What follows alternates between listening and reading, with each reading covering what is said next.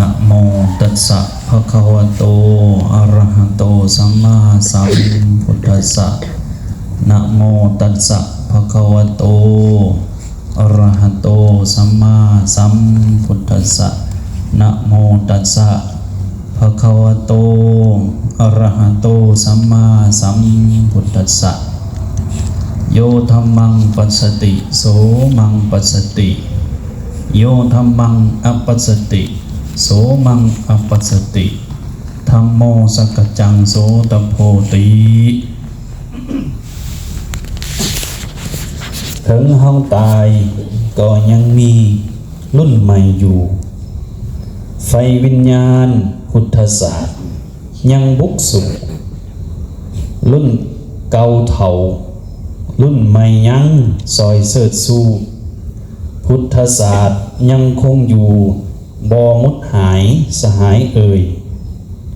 สร้างกันเถิดสร้างรุ่นใหม่ให้แน่นหนาสร้างรักษาปณิธานคนรุ่นหลังรุ่นเก่าตายพุทธศาสตร์ยังอยู่ยังบ่ผุพังล่มสลายสหายเอ่ยขอน้อมไหวคุณพระศรีรัตนตรัย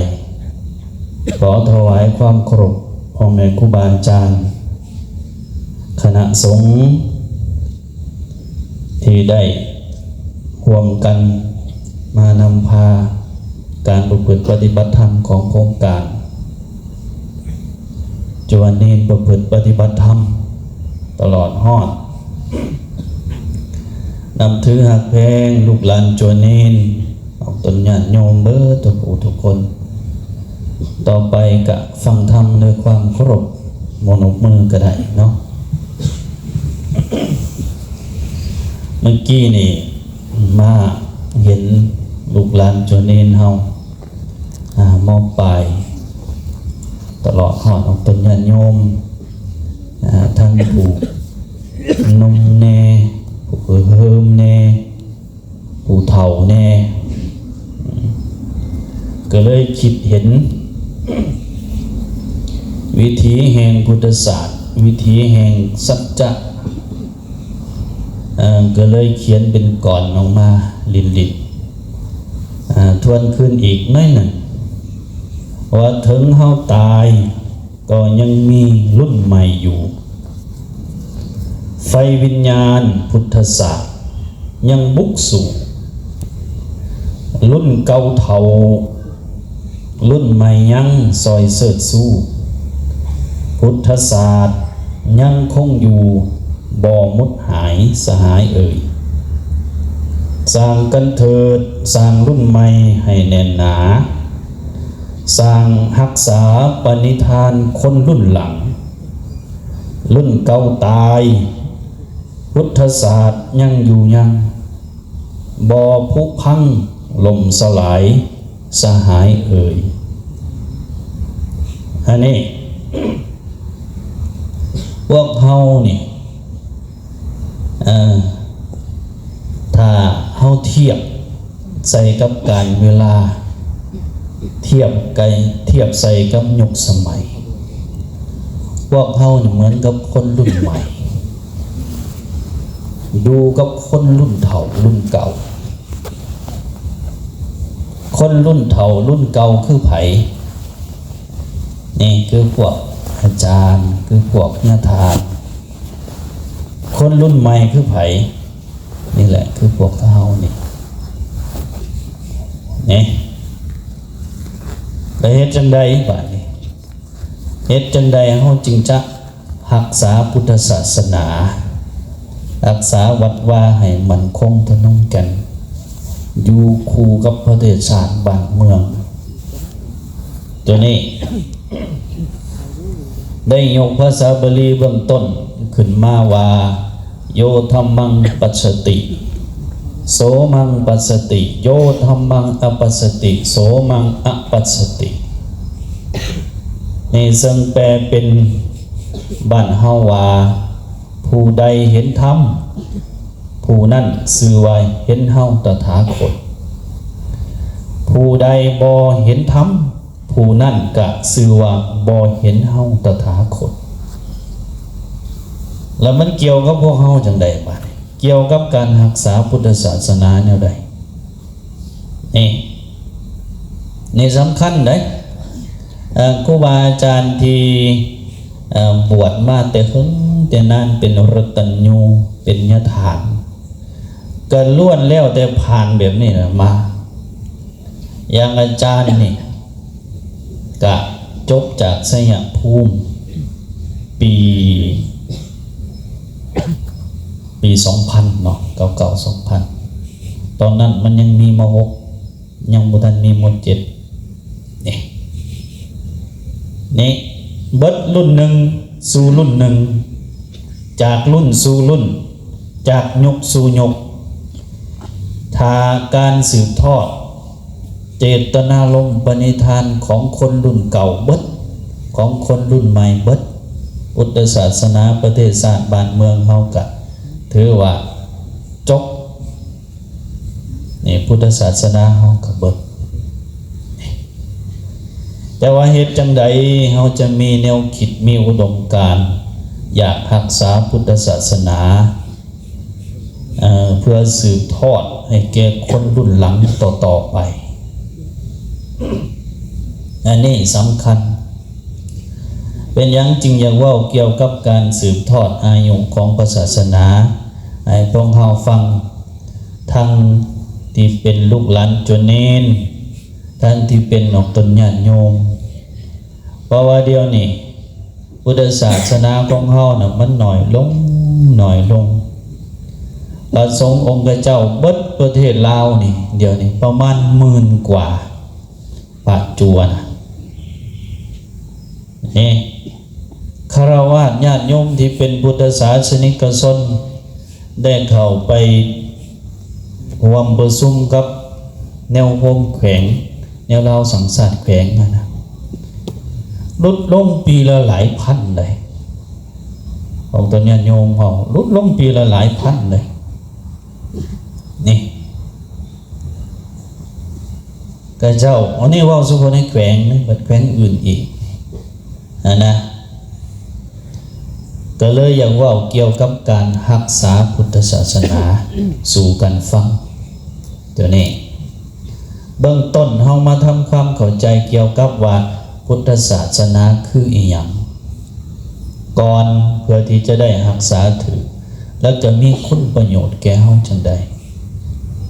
ตอนนี้เฮาอาศัยพุทธศาสนาได้ลูกหลานจวนเนนเฮาตอนนี้นะอาศัยพุทธศาสนาใดอาศัยผ้าเหลืองอาศัยวัดว่าอาศัยบาตรอันเป็นสมบัติของพุทธเจ้าได้เข้ามาศึกษาหำเฮียนได้บวชเฮียนเขียนอ่านได้มีอาหารฉันแต่ละมื้อแต่ละเว้นอันนี้แม่นสมบัติของพุทธเจ้าโดยกงเลยที่เพิ่นฝากไว้นี่บัดนี้เฮาสิรักษาแนวใดตัวนี้สำคัญสุดพวกเขานี่อู้ยถือว่าโชคดีหลายที่ได้เกิดมาในยุคนี้ยุคที่พวกครูบาอาจารย์เป็นจัวคือถ้าเฮาเนี่ยบ่มีรายงานปฏิบัติธรรมรุ่นอาจารย์เป็นจัวเฮียนมอด4 5 6บ่มีเฮียนอย่างเดียวบ่มีได้ตัวนี้พวกเฮานี้บางคนก็สิคิดว่าโชคดีแต่บางคนก็สิว่าโอ้ยุ่งยากแท้ยุ่งนี่อันนั้นมาอดหลับอดนอนมานั่งปวดหลังปวดแข้งปวดแอวโอ้ทรมานหลายนี่แต่เอาเบิ่งตื้นๆนี่ก็โอ้ก็แม่นแต่ถ้าเบิ่งลึกๆอันนี้ล่ะคือการฝึกจรณะวิถีแห่งพุทธศาสนาโดยเฉพาะการศึกษาสงฆ์ลาวเฮานี่การศึกษาสงฆ์ลาวเฮานี้มีปณิธานอยู่2ประการหนึ่งคือความรู้ประการที่2คือคุณธรรม เพิ่นจึงว่าความรู้ครูคุณธรรมเหมือนกับบทสูตรของเฮาในบทพุทธคุณลูกหลานจวนนี้เฮาน่าจะได้ทองเพิ่นใช้คำว่าวิชาและจรณะวิชาคือความรู้หลักวิชาการเข้าใจทฤษฎีนี่จรณะคือพฤติกรรมอันดีงามความประพฤติอันดีงามให้มันเคียงคู่กันไปคนงูนี่นะลูกหลานจวนนี้เฮาออกตนญาติโยมคนงูน่ะถ่ายเฮ็ดพิษ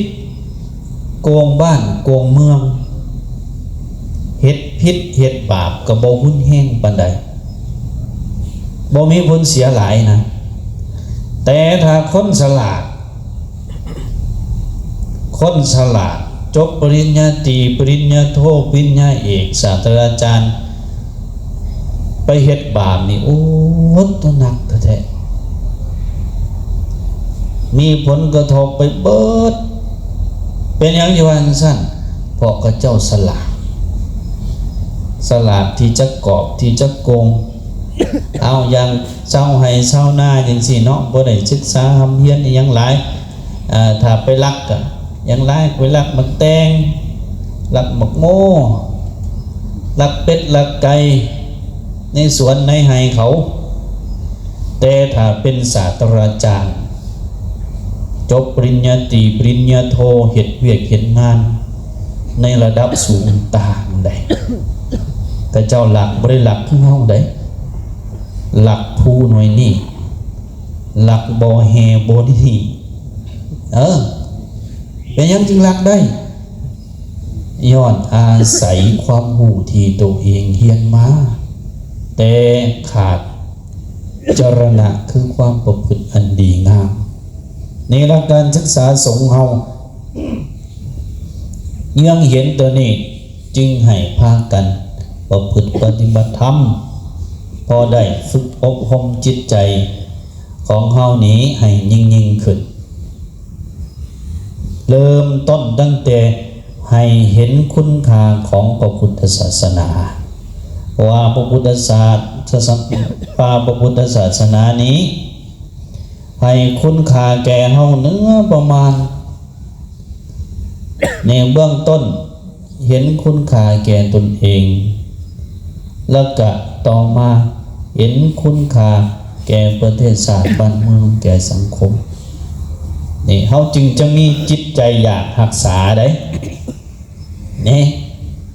จึงจะมีจิตใจอยากรักษาพระพุทธศาสนาอันซ่านแล้วบางอาจบางองค์ก็วางแผนไว้แล้วโอ้ยจบม.7กูก็บ่อยู่แล้วจักสิเอาจริงเอาจังพิสังกะเราะกูก็ซิกแล้วอะไรแม่นบอกจักสิไปอดเฮ็ดพิสังเขาแลงเจ้าหน่อยกูก็ซิกแล้วสิไปเฮียนพิสังกะเราะกุศลาจาตูบุ้ยทองยากสิตายมีแต่อีกแต่นอนก็ซิกแต่เฮาคิดตื่นๆซังนี่โอ้ยเป็นตาอันตรายต่อพุทธศาสนาลูกหลานจวนนี้เฮาเราคิดซ้ำนี่นะอันตรายสุดๆต่อพุทธศาสนานี่เมื่อเฮาเห็นคุณค่าความสำคัญของพุทธศาสนาแล้วเฮาจึงจะอยากปกปักรักษาที่เฮามีพื้นแผ่นดินอยู่คุมื้อนี่นะที่มันบ่หายไปจนเบิดนะบ่ได้แม่นย้อนอันอื่นอันไกลได้แต่ว่าเลิกๆนะเอาต้นญาติโยมครูบาอาจารย์ลูกหลานชวนนี้ย้อนพุทธศาสนาเลยว่าท่านงอนเพิ่นเทศเรื่องนี้เพิ่นเน้นอยู่ตลอดที่ยังมีพื้นแผ่นดินที่เฮาได้ดำรงอยู่กูมื้อนี้ย้อนพุทธศาสนาเอากลับเข้ามาตัวทีพุทธศาสนาคือหยังก่อนเมื่อเฮาเห็นคุณค่าของพุทธศาสนาแล้วก็ให้ ผู้เกี่ยวกับพุทธศาสนาก่อนเอาถ้าถามลูกหลานจนนี้เฮาในนี่ก็ได้พุทธศาสนานี่คือหยังเ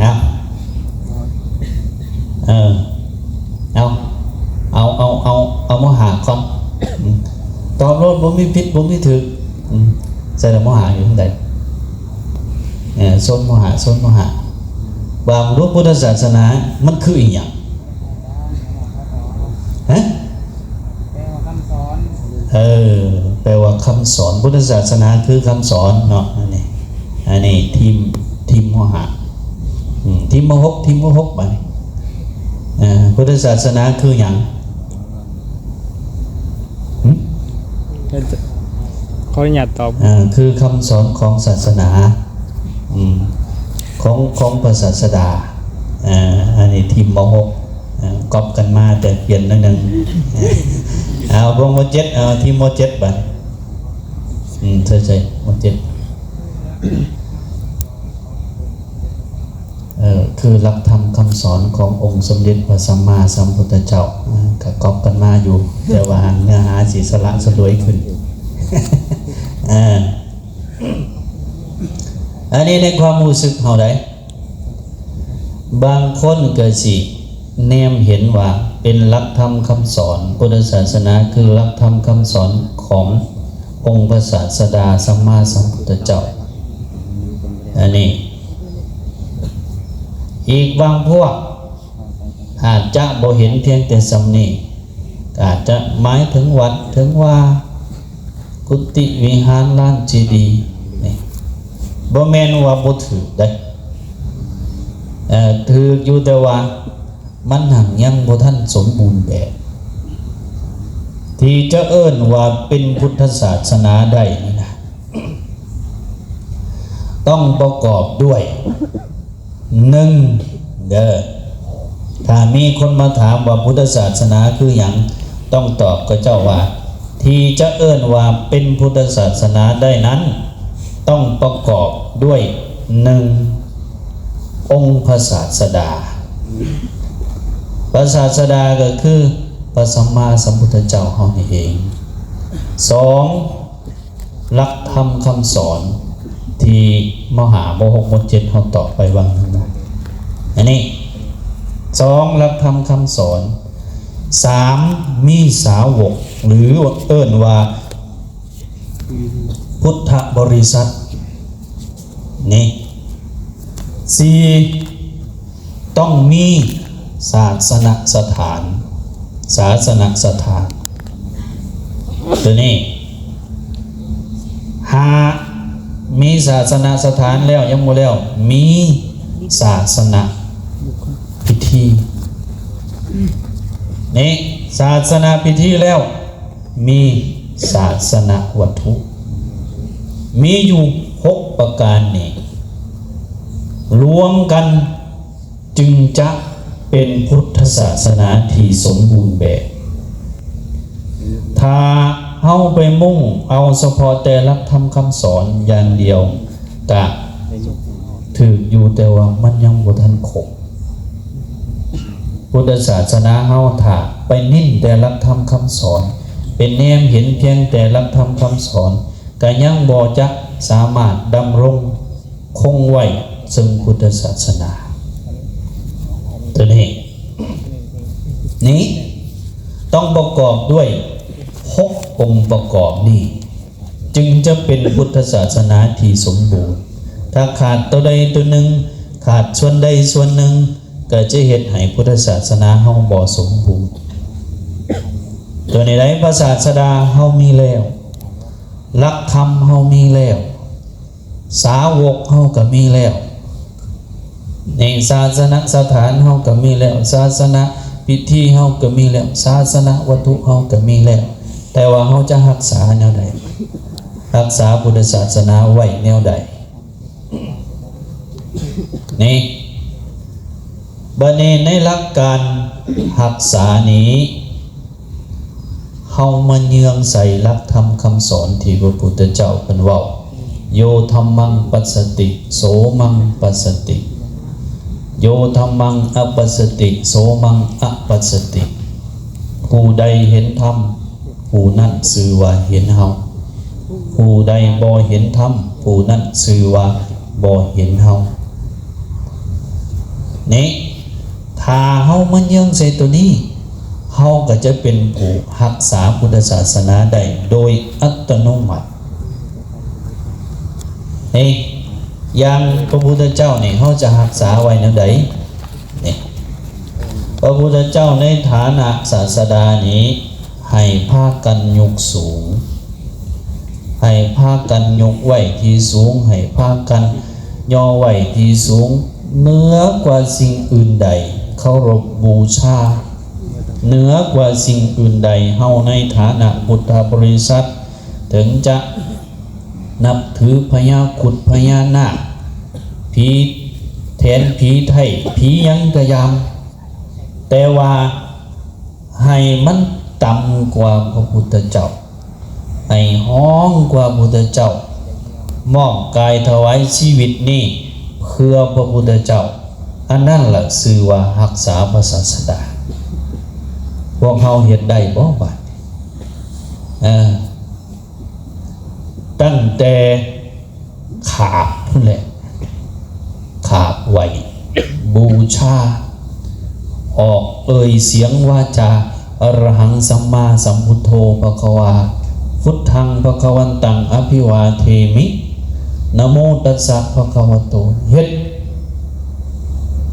นี่อันนี้เกี่ยวกับพุทธเจ้ายกสูงให้เหนือกว่าสิ่งอื่นใดเหมือนกับที่เฮาสวดนัตถิเมสรณังอัญญังพุทโธเมสรณังวรังนี่พระพุทธเจ้าเป็นที่พึ่งอันสูงสุดที่พึ่งอื่นของข้าพระเจ้าบ่มีจังซี่เฮาเฮ็ดได้หรือบ่ถ้าเฮาเฮ็ดได้ก็แสดงว่าเฮาเป็นผู้รักษาพระพุทธเจ้านี่แล้วต่อมาไปเห็นอันนั้นบางประเทศก็เจ้าเคารพบูชาพระพุทธเจ้านี่โอ้ยเอาจริงเอาจังอะไรได้เคารพบูชาพระพุทธเจ้าเคารพวัดเคารพว่าเอาจริงเอาจังอะไรอย่างพี่น้องสายมหายานก็เจ้าขาบผักแต่เฮานี่ขาบจักเทื่อเอาเอาคนโยมเอาถามครูบาอาจารย์ในจั่วเฮาขาบจักเทื่อ3 เทื่อแม่นบ่เอาขาบนี่ถ้าหลายก็บ่เกิน5 เทื่อแต่ว่าพี่น้องมหายานนะเขาขาบเป็นแสนเทื่อขาบคักขาบแน่ดีได้โมเมนต์ขาบคือเฮาได้ลูกหลานจวนเนนผู้ใดได้ฝึกขาบแบบเป็นจังคาประดิษฐ์นี่ยังใครอยู่ขาบถึงแน่ออกต้นญาณโยมเฮาน่ะบางผู้บางคนแห้งเด็กเฮ็ดแยกนะนี่ก็เลยการรักษาพุทธศาสนาของพวกเขาเนี่ยเริ่มตั้งแต่เฮารักษาพระพุทธเจ้าแล้วนี่พวกเขานะขาบ3 เทื่อยังขี้ข้านนะว่าง่ายขาบก็บ่แม่นขาบเบิดเนื้อเบิดโตซ้ำดอกขาบก็บ่คือพี่น้องทั้งมหายานก็เจ้าขาบเบิดเนื้อเบิดโตดีได้ตั้งแต่ตีนฮอดหัวตูดไปพวกเขาอย่างไรก็มีหัวเข่ามีมือมีข้อศอกมีหัวลงเท่านั้นแล้วเขาน่ะตูดครับตูดแน่ตีนนะแข้งหัวเข่าหัวมือนะนี่พระพุทธเจ้าก็ให้ยกไว้ที่สูงให้เหนือสิ่งอื่นใดตัวนี้ลูกหลานจวนนี้เฮาก็คือกันได้เฮาเฮ็ดได้แล้วบ่บาทที่เพิ่นประทานให้ยังเตะถิ่ม นี่มันคือบ่สมมุตินะสมมุติเด้วิบินทบาทมาโอ้กินแล้วมึงอยู่นี่ล่ะเด้อบาทกูยังไปบินบาทกูสิมาเอาดอกมันแม่นบ่เอาสมมุตินะ บ่แม่นเว้าใส่ผู้นั้นเว้าใส่ผู้นี้นี่คือสภาพที่เฮาเป็นอยู่ก็เลยเฮ็ดให้พระสงฆ์เฮามันลดลงอ่อนลงแม้แต่อาจารย์เองยังคิดอยู่ว่าจะปลูกจิตสำนึกแนวใดให้ลูกหลานจวนนีนเฮานี่ฮักบาตรฮักผ้าคลุมฮักเครื่องไส้อันเป็นทุ่งไส้ของพระพุทธเจ้าเราพระอรหันต์นะทักสิหักทักสิสร้างจิตสำนึกนี่แนวใดนี่สำคัญได้ครูบาอาจารย์เฮานี่ไล่ไปตั้งแต่บาทที่ว่าเมื่อกี้นี่นะ เพราะว่าเคยหายางหลอกบึงแต่ละวันบ่แม่นแต่วัดอื่นวัดออกมาก็เป็นคือกันกินแล้วก็เต้ที่บานโอ้ยสงสารดี อันนี้บ้านนี้พระธรรมบ้านนี้เอาสิรักษาพระธรรมนั่นแหละเอาเนี่ยพระธรรมเขาสิรักษานั่นแหละฮะ เอาสิรักษาพระธรรมนี่นั่นแหละรักษาพระธรรมในส่วนที่เป็นหลักธรรมคำสอนของพุทธศาสนาหนึ่งในภาคปฏิบัติที่เขาสูตรในบทเอหิปัสสิโกโอปนะญิโกนี่โดยเฉพาะโอปนะญิโกน้อมเข้ามาหาตัวเองน้อมเอาหลักธรรมคำสอนมาประพฤติมาปฏิบัตินี่ศึกษาหำเฮียนทรงจำนี่ทรงจำหลักธรรมคำสอนโดยเฉพาะพวกเฮานี้พุทธศาสนาเฮาเอิ้นพุทธศาสนาของเฮานี่เอิ้นนิกายหยังครูบาอาจารย์เฮาไอ้ลูกหลานจวนนีนเฮาฮะพุทธศาสนานิกายหยังพวกเฮาฮะหีนญาณเนาะหีนญาณเขาเจ้าเศร้าไส้แล้วเขาเจ้าไส้เข้ามาเทรวาทเป็นยังจึงเศร้าไส้เพราะว่ามันเปรบ่ม่วนปานใดบ่แม่นเปรใส่ของไม่ออกได้เข้ามาหีนญาณหมายถึงว่าญาณน้อยญาณต่ำเขาเจ้าเทียบใส่กับมหาญาณแต่มันก็เลยรู้สึกบ่ค่อยม่วนปานใดก็เลยใส่คำว่าอันนั้นเทรวาทก็คืออันนั้นหลักธรรมคำสอนที่ถือเอาตามพระมหาเถระที่เพิ่นได้สังคายนาไว้ในปฐมสังคายนาเทื่อทำอิฐนะอันนี้ได้จื่อได้นี่ได้เป็นประวัติศาสตร์ของพุทธศาสนาคือกันได้ เด้อโดยเฉพาะพวกเฮาพุทธศาสนานิกายเถรวาทที่ยึดพระไตรปิฎกยึดภาษาบาลีเป็นหลักเป็นเกณฑ์ได้ว่าการตั้งใจศึกษาหำเฮียนไอ้ที่เฮาสูตรเฮาทองนะบ่แม่นว่ามันบ่มีความหมายเลยครูบาอาจารย์มงคุณเฮือนนะมงคุณเฮือนที่เฮาทองราสันโตวาโจรันโตวามานนสันโตวาไล่ไปตั้งแต่บ่หูเทวาพวกญาณีมอนนะมันมีมาในประสูตรได้ในภาคส่วนที่เป็นบาลีก็ให้ทรงจำไว้ศึกษาค้นคว้าลงไปฮอดคำแปลมันนำมาประพฤติปฏิบัติแนวใดให้มันแจ่มแจ้งชัดเจนตลอดฮอดบอกแนะนำสั่งสอนแก่ญาติโยมได้นี่คือการรักษาประธรรม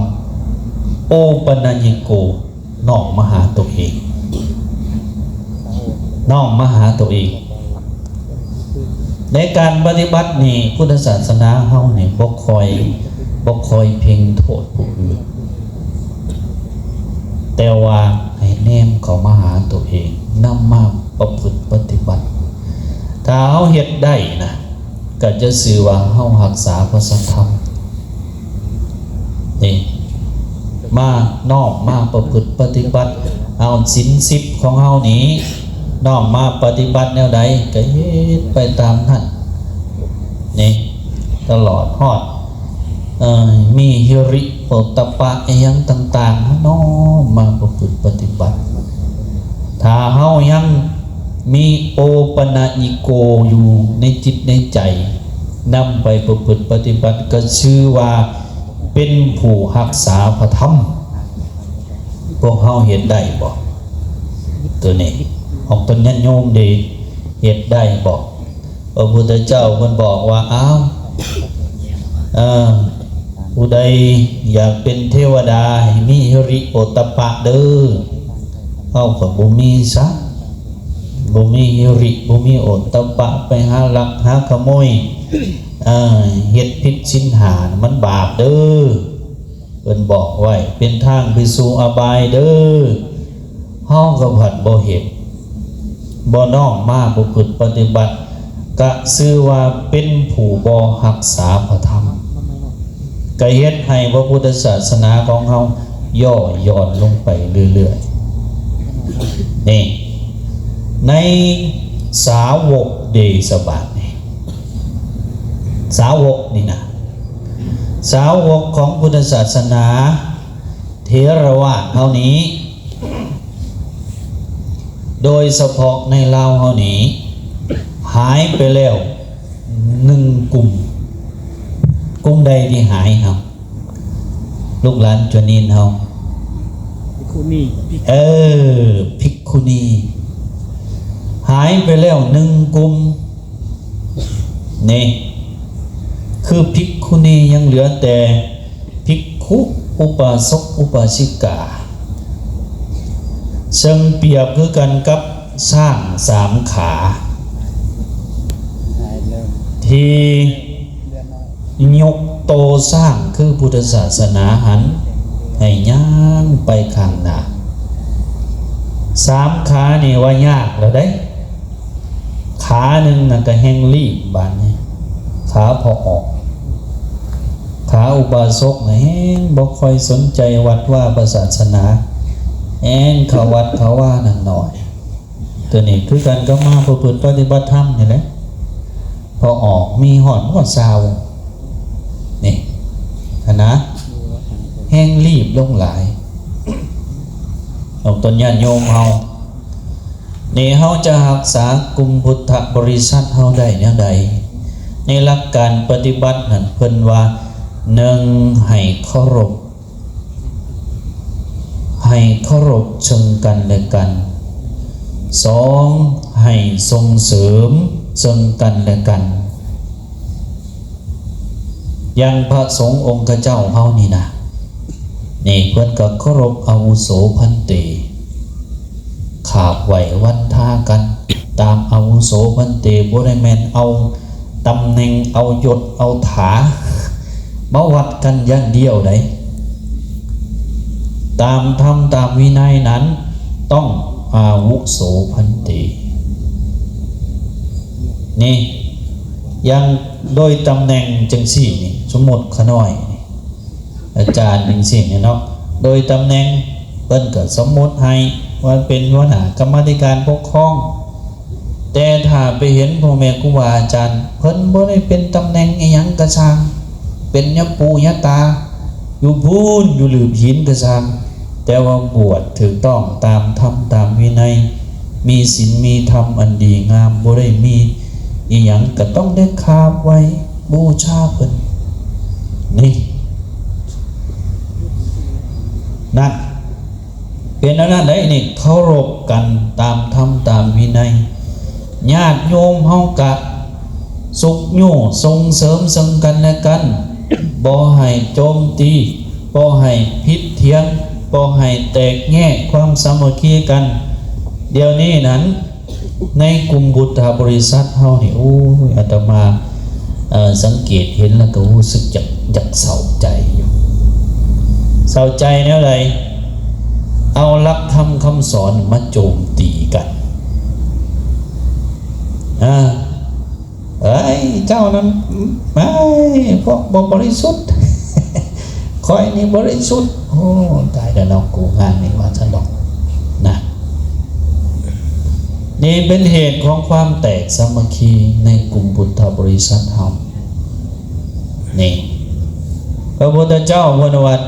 ผู้ที่จะสิ่งที่จะเฮ็ดให้พุทธศาสนาเฮานี่อันตรธานหายไปบ่ได้แม่นอันอื่นอันไกลได้บ่แม่นดินน้ำลมไฟบ่แม่นศาสนาอื่นศาสนาใดบ่แม่นผีสางเทวดาแต่ว่าเป็นพุทธบริษัทเฮานี่เองที่พากันเฮ็ดให้พุทธศาสนาของเฮาอันตรธานหายไป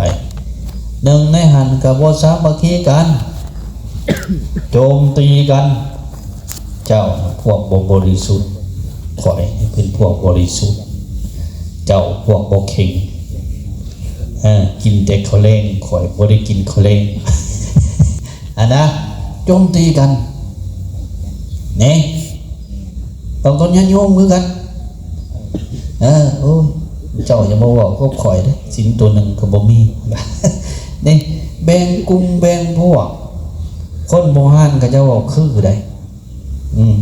คนเบิดบ้านกินน้ำสั่งเดียวทางสิ่งเดียวยางบ่เหยียบห้อยกันนะโมตัวเดียวนั่นละนะโมตัสสะภะคะวะโตอะระหะโตสัมมาสัมพุทธัสสะแต่ว่าเปไปห้อย 8,000 ประการกลุ่มหนึ่งใส่เนื้อหนึ่งกลุ่มหนึ่งใส่เนื้อหนึ่งแม่นบอกลูกหลานจะนินเฮา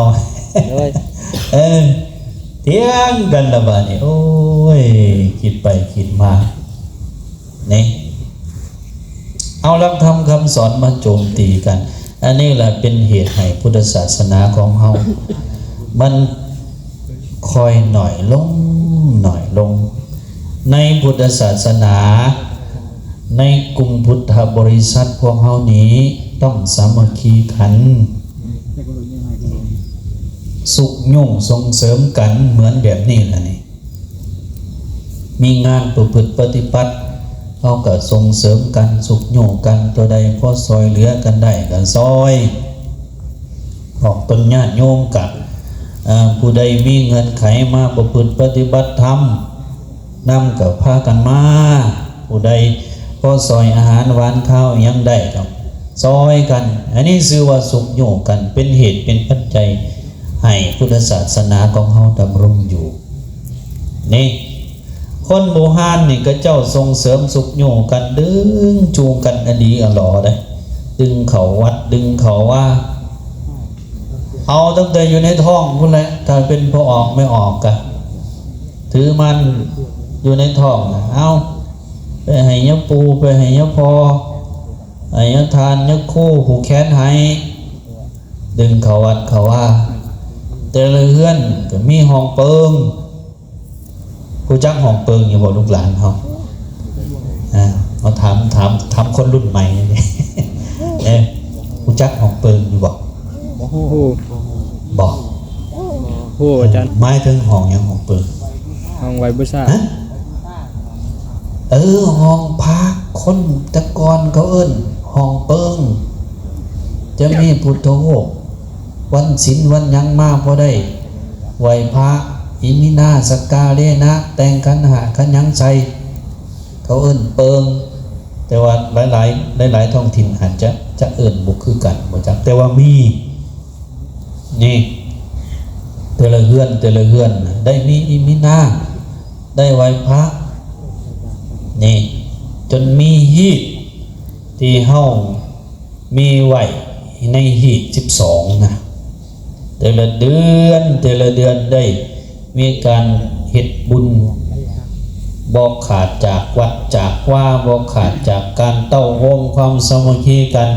เพื่อส่งเสริมกลุ่มพุทธบริษัทให้มันคงทนงแก่นนี่คนโมหานได้บ่ได้แตกสามัคคีกันในคือคุเมอร์นี่ได้คุเมอร์นี่โอ้ตกกลุ่มหนึ่งเป็นหนึ่งกลุ่มหนึ่งเป็นหนึ่งเถียงกัน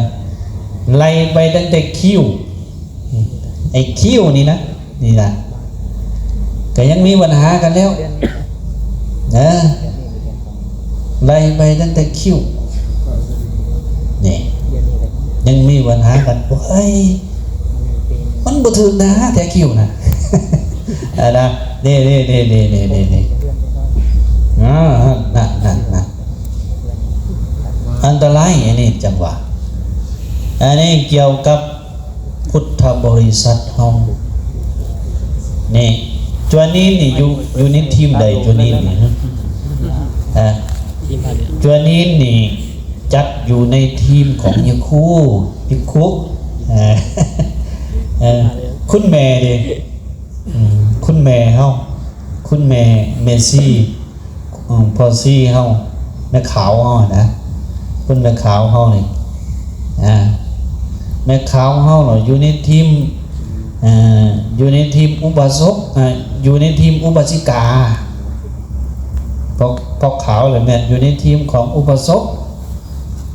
นะเพราะว่าภิกขุณีเบิดแล้วดิภิกขุณีเบิดไปแล้วนั่นแหละจังว่านี่ถ้าเฮาสามัคคีกันสุขอยู่กันส่งเสริมกันบ่แตกสามัคคีกันก็จะเฮ็ดให้อาณาพุทธศาสนาของเฮายาวยืนยาวต่อไปบ้านนี้ศาสนสถานเด็กคืออีหยังบอกลูกหลานเฮาศาสนสถานคืออีหยังต้องพูดเด้ทั้งหลังชวนรับมันเราจังยังเนาะยังศาสนสถานคืออีหยัง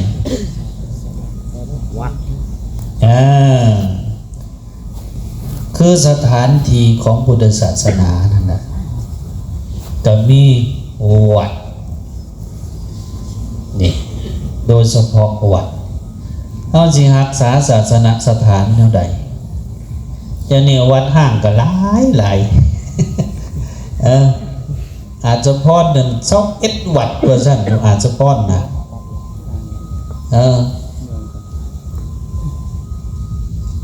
อยู่วีลาอีกก็18-19 วัด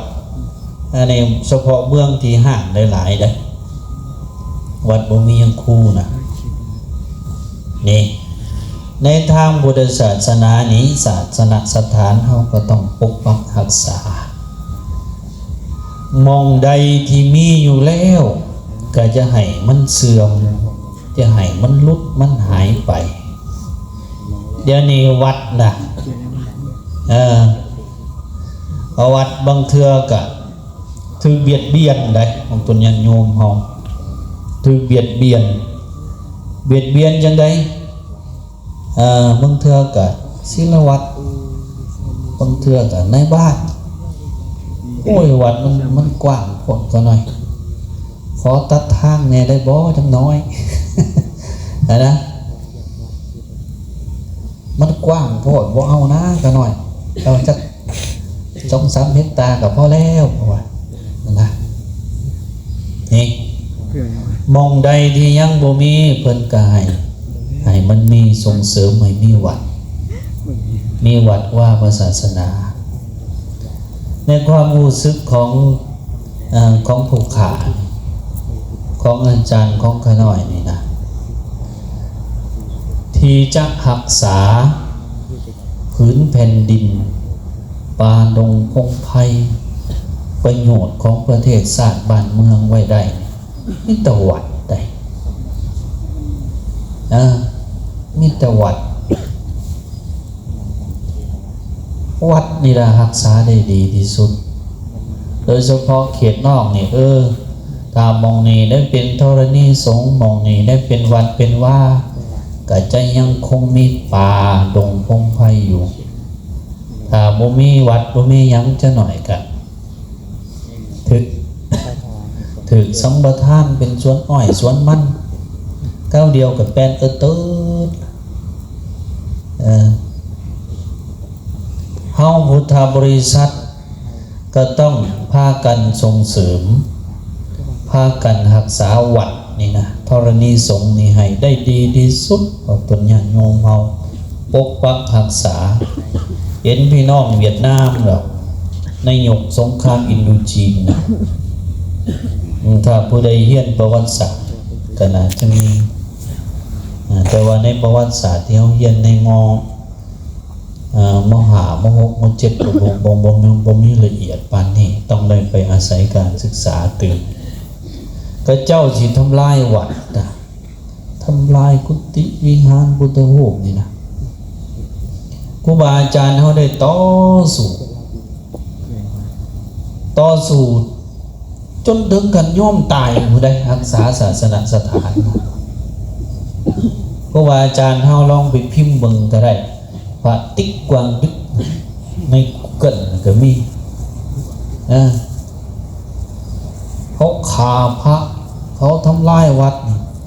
พวกเราบูจักแนวเหตุยอมตายซะเอาน้ำมันห้าตัวเองแล้วก็จูดบะทั่วความศรัทธาความนักพระได้แล้วก็โมเมนต์หน่อยองค์ที่ต่อสู้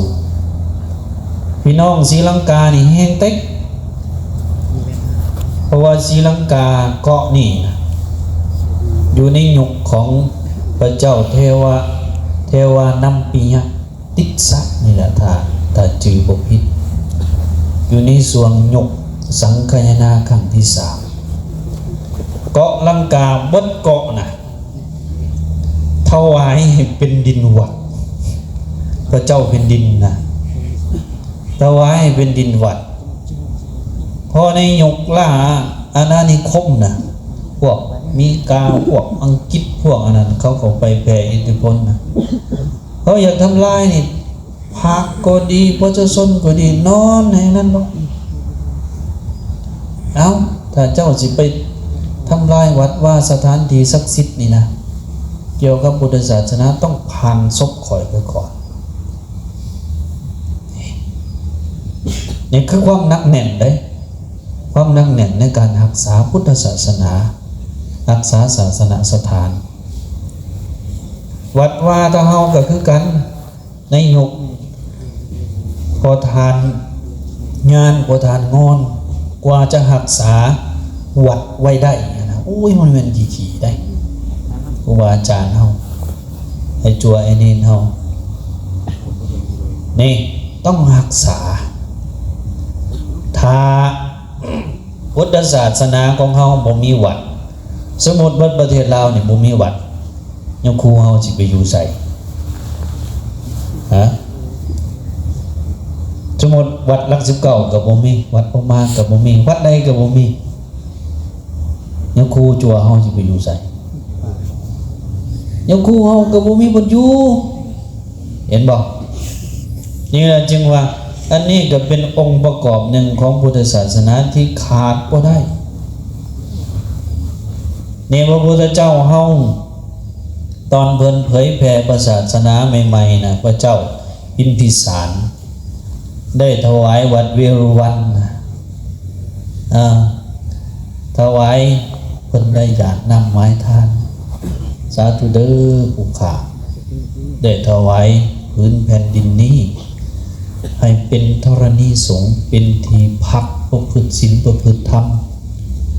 ของพระพุทธเจ้าเราพระอรหันต์นี่เสียงข้องเสียงกองทิพย์ดังสนั่นหวั่นไหวแผ่นดินสั่นสะท้านหวั่นไหวบ่งบอกว่าพุทธศาสนามีที่ตั้งมั่นแล้วนี่ต้องพากันรักษาศาสนสถานอย่าทำลายตัวนี้ผู้ที่รักษาก็คือพุทธบริษัทพวกเฮาพวกจัวเฮาเยอะคู่พอออกไม่ออกนี่แหละรวมกันนี่ศาสนาวัตถุเดบานี่เมื่อกี้นี่ศาสนาสถานศาสนาวัตถุคืออีหยังคืออีหยังลูกหลานจนเน้นเฮา ศาสนาวัตถุก็คือกุฏินี่แหละกุฏิวิหารเจดีย์พุทธรูปนี่ศาสนาวัตถุตลอดฮอดเครื่องเล็กๆน้อยๆโต๊ะตังโมนี่ขาดกุฏิก็บ่ได้คือกันไดสมมุติว่ามีวัดอยู่แต่บ่มีกุฏิบ่มีกุฏิบ่มีห้องน้ำพระสงฆ์องค์พระเจ้าสิอยู่ลำบากบ่นี่ลำบากนี่ศาสนาวัตถุก็สำคัญต้องพากันรักษาในวินัยบางข้อนี้ถ้าพระสงฆ์องค์นี้องค์ใดเห็นศาสนาวัตถุเป้เพพุพังพอสองพอแปลงได้ดับผ้ากันปะผ้ากันถิ่มบ่ผ้ากันสองบ่ผ้ากันแปลงคืนนี่เป็นอาบัติใดบ่เว้าถึงพวกเฮาเตะบาตรถิ่มได้ บ่เว้าถึงว่าพวกเฮาบ่ล้างบาตรได้อันนั้นเต็มแล้ว นี่เต็มเลยนี่พวกเขาก็คือสิล่างกันทุกองค์อยู่ที่เนาะลูกหลานจุเนนเขาล่างกันทุกองค์อยู่ที่เนาะล่างบาตรซักผ้าเก็บผ้าโอ้ยนี่ไอ้ผ้าคลุมนี่เนาะเอาว่าขึ้นอีกหน่อยหนึ่งจนไหนสิเด็กก็ได้ผ้าคลุมบาตรแปลกเลยครูบาอาจารย์เฮาหรอกในคำพีดีกาก็ดีครูบาอาจารย์ผู้เพิ่นปฏิบัตินะผู้มีสมาธิมีญาณยังคุกอยู่ว่าพระสงฆ์องค์เนรเฮาที่ไปตกนรกนะลงไปฮอดนรกแล้วจายุงพิบาลเขานะเขาบ่ยุ่นลงทางนั้นพอคุ้มเนี่ยเขาสิแก้ออกจับแก้ออกแล้วก็ฟาดไว้ในเพียกเสื้อเพียกที่ฟาดผ้าคุ้มนะใหญ่สำลำต่างเหมือนว่าเพียกนั้นจนกองแล้วก็โมเมนต์หน่อยเพียกหลายเพียกเพราะว่ามันบ่มีแต่ศาสนาพุทธเจ้าในโคดมเฮาหลายองค์เพิ่นแก้ออกฟาดไว้ผ้าคุ้มผ้าสังฆาเหลือแต่โตแล้วยุ่นทวนลง เป็ดตัวนี้ก็มันเป็นธงไสของเราพระอรหันต์บ่มีบาตรบ่มีผ้านี่ก็บวชบ่ได้อย่างประสงค์เฮาน่ะเพิ่นจะไปถามอัญญันเตปโตอันนี้แม่นบาตรเจ้าบ่ถ้าบ่มีบาตรก็บ่ได้อัญญังสังฆาติอันนี้แม่นผ้าสังฆาเจ้าบ่นี่ลูกหลานผู้ใดเนี่ยฮอดซาวแล้วนี่ฮะองค์ใดฮอดซาวแล้ว ผู้ใดที่จะบวชผ่านกรรมวาจาจารย์มันก็จะได้ไปถามบ่มีบาตรบ่มีผ้าบวชบ่ได้นี่นั่นเรามันจึงสำคัญนี่อันนี้ว่าเกี่ยวกับศาสนาวัตถุก็ต้องพากันรักษาตัวนี้ได้พากันรักษาบาตรจีวรนั่นนี่ทุกสิ่งทุกอย่างนะกุฏิวิหารปันกวาดสิทุกนี่ศาสนาพิธีดีศาสนาพิธีทางศาสนามีอย่างไหนทุกร้านจุนีนมีอย่างไหนศาสนาพิธีนะต้องคิดมาบึงจักอันบึงลุกศาสนาพิธีนะนี่ตุ้ยมีอย่างแน่เอาตัวว่าฮะมงคลสูตรมงคลบอกสูตรมงคลกับแมนอยู่แมนกับบ่ว่าองค์อื่นเด้ ไหว้พระสวดมนต์ครับ ไหว้พระสวดมนต์ก็ถืออยู่คือกัน แต่ว่าอยากให้ลูกหลานเฮาเข้าใจกว้างๆคำว่าศาสนาพิธีสังฆกิจสังฆกรรมสังฆกิจสังฆกรรมแล้วก็พิธีของอุปาสกอุปาสิกายังบรรพชาเนี่ยก็เป็นศาสนาพิธีถ้าบ่มีศาสนาพิธีสิเป็นจังไดบ่มีพิธีบวชจั่ว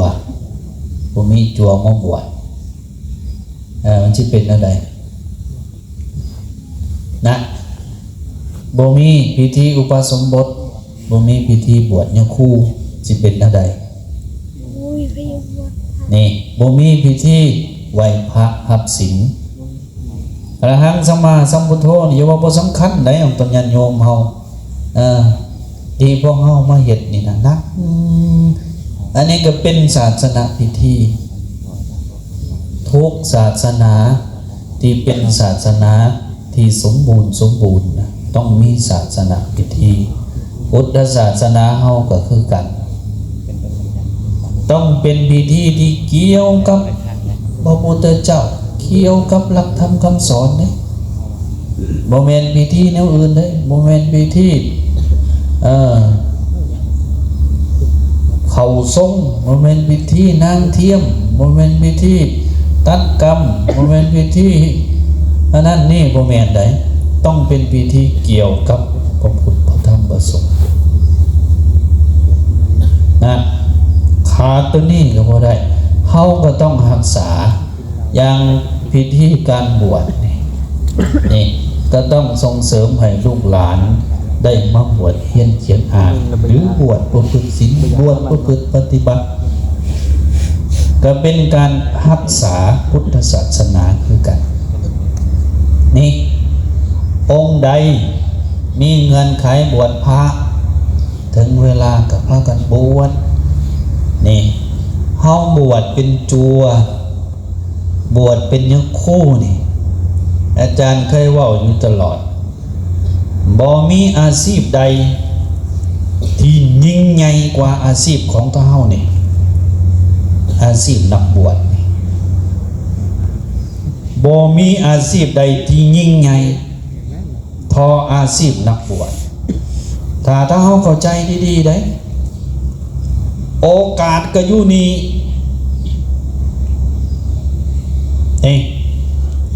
เฮาอยากเป็นหยังก็อยู่ในนี่แหละเฮาอยากเรียนสูงอยากจบด็อกเตอร์อยากเป็นบัณฑิตนักปราชญ์อีหยังก็อยู่ในนี่อาชีพนี่ยิ่งใหญ่นี่อาชีพนักบวชเฮานี่อย่าคิดว่าขี้ๆเด้ถ้าเฮาพิจารณาเลิกๆได้มันบ่มีอันเดียวเท่านั้นแหละอีหยังชายเทรวาสเฮานะมันบ่มีแต่เมียซื่อๆบ่มีอันเดียวตัวนี้แล้วเราจะว่านี่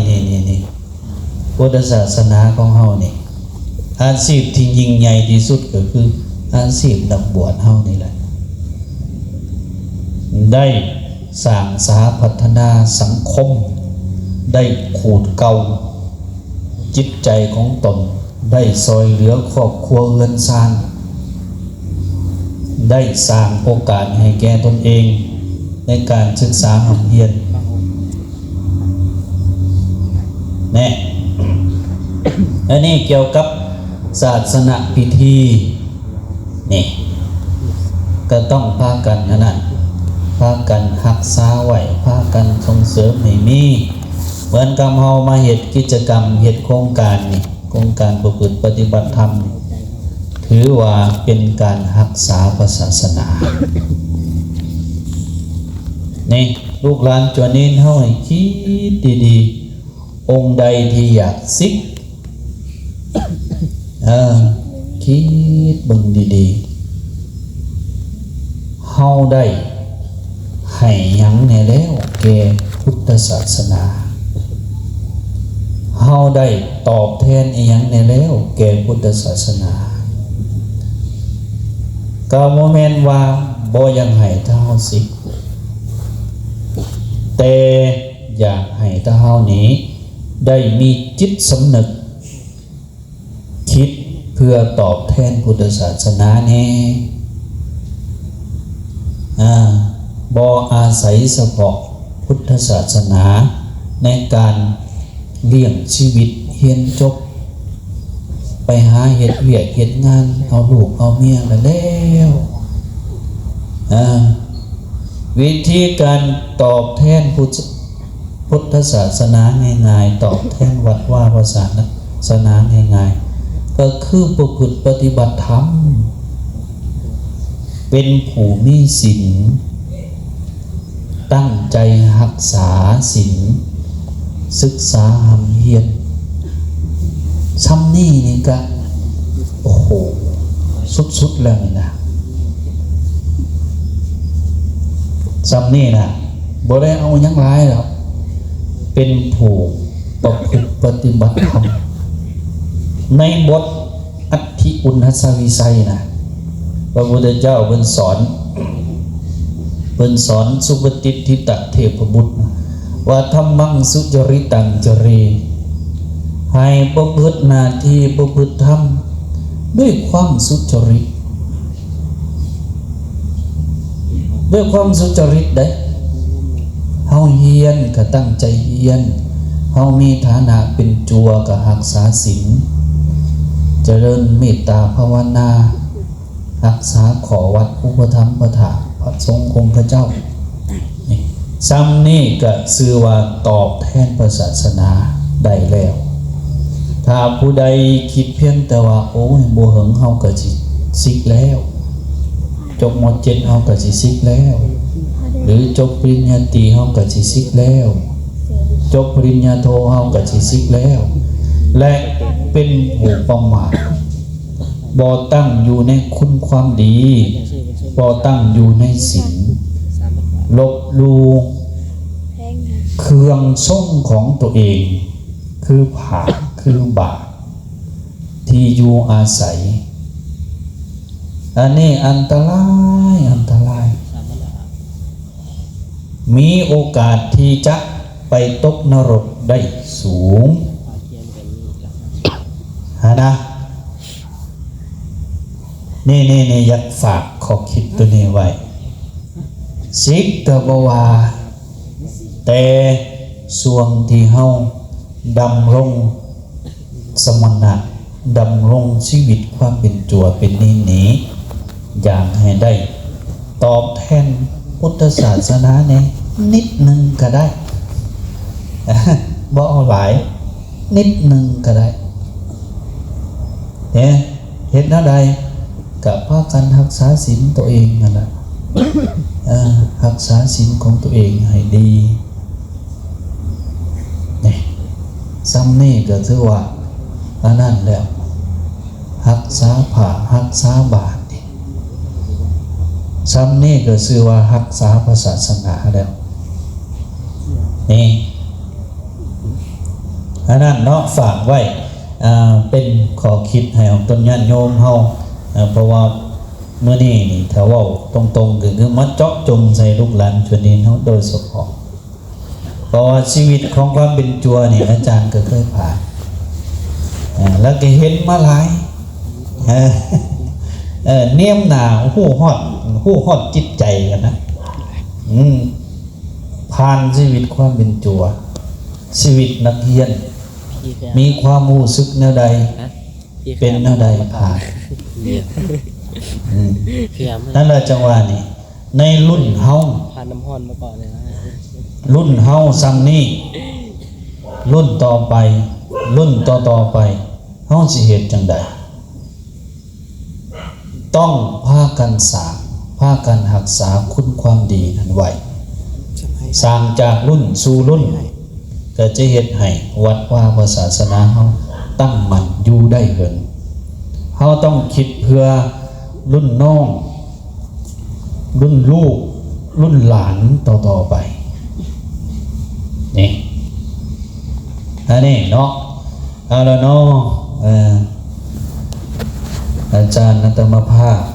ก็น้อยกล่าวสิ่งละอันเพิ่งละน้อยก็สมควรแก่เวลา